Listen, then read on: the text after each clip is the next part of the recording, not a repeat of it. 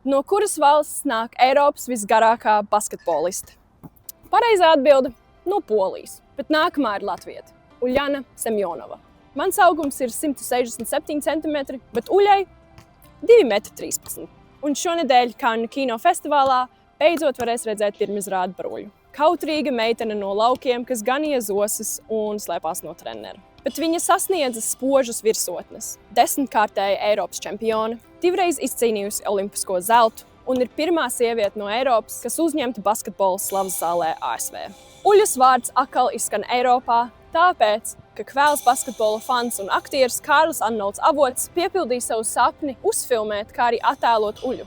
Filma ir risks. Vīrietis sievietes lomā Latvijas kino ir retums. Un papildus atbildību Kārlim uzliek tas, ka Uļa aizgājusi mūžībā šogad un pati filmu neredzēs. Bet, kā Kārlis saka, paliek viņas personīgais vēstījums. Pieņemt sevi, kopt sevī labestību, nebaidīties būt atšķirīgam un arī neaizmirst par otru cilvēku. Tā arī rīkojās Uļa pēc viņas karjeras beigām, vadot labdarības fondu. Un Uļas personība liek man domāt, kā īpašais spēks, kas mūs padara atšķirīgus, var tuvināt, nevis attālināt.